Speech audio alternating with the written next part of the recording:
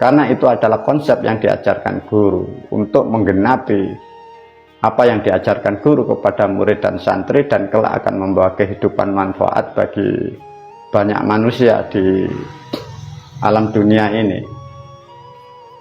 Lantas di bawahnya ada yang disebut tunggal bumi. Yang dimaksud tunggal bumi adalah kita belajar sebagai manusia melihat dan menyadari bahwa siapapun, apapun yang ada dalam satu planet bumi ini itu terikat dengan kalimat yang di atas. Itu saudara. Jadi kita memandang orang lain, makhluk lain, kita tidak melihat suku, ras, agama, kaya, miskin, derajat, tidak. Semua sama. Disebutlah di situ tunggal bumi.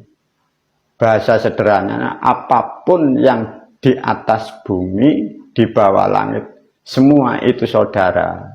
Yang dimaksud tunggal bumi di situ. Artinya para murid, para santri dididik untuk menghormati, menyayangi. Kita belajar menerima dengan apa adanya. Itu yang dimaksud tunggal bumi. Yang dimaksud tunggal wadah.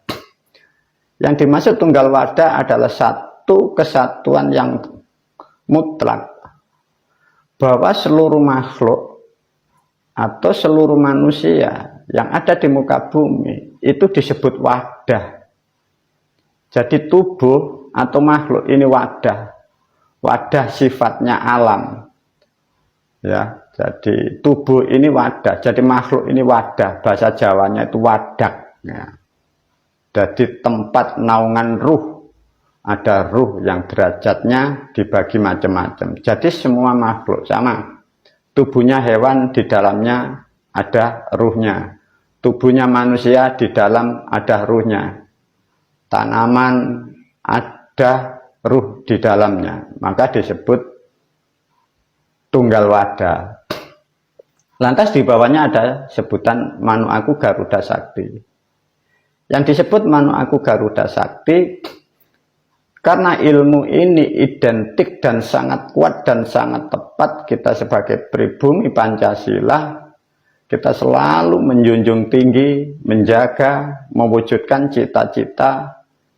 Sekarang yang di dalam negara kita yang disebut ya Garuda Pancasila itu, bila ditarik dalam sejarah keilmuan, di sini ada yang disebut Garuda Sakti, itulah disebut Garuda Wisnu Kencana itu.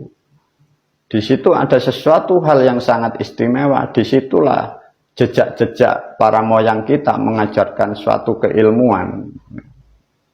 Tatkala manusia mempunyai ilmu, dan ilmu itulah yang akan menjadikan kesaktian manusia itu sendiri. Artinya dididik dengan ilmu, dilambangkan dengan satu kalimat Garuda Sakti. Disitulah manusia mendapatkan kesaktian. Yang dimaksud kesaktian bukanlah sesuatu orang atau manusia yang tubuhnya kebal dari api atau senjata.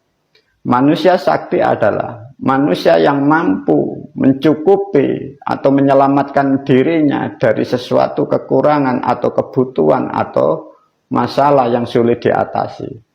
Artinya, manusia dengan ilmu yang diajarkan para leluhur dari Jawa, yang disebut Garuda Sakti, manusia yang mampu mengatasi dari nilai kekurangan dan kebutuhan, itulah orang sakti. Ya. Di bawahnya ada yang disebut Wiringanku Santri Loka. Wiringan adalah karakter atau sifat kepribadian sebagai murid atau santri yang disebut Santri Loka. Santri Loka mempunyai konsep banyak.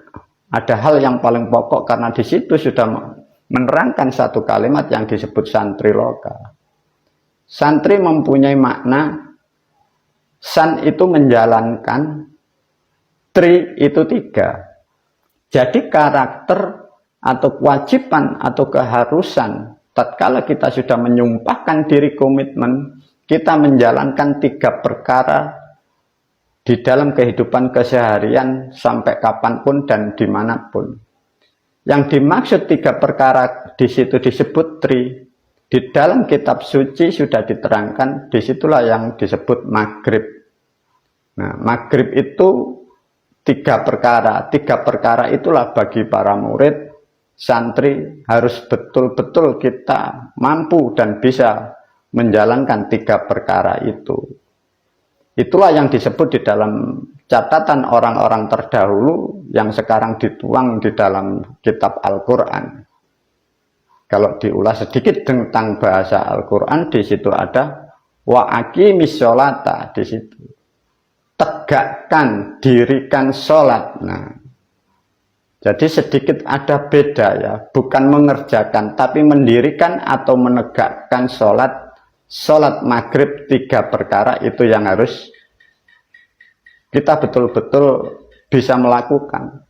Di situ ada guru yang benar, ada nasihat orang tua yang benar, ada amanah dari mertua.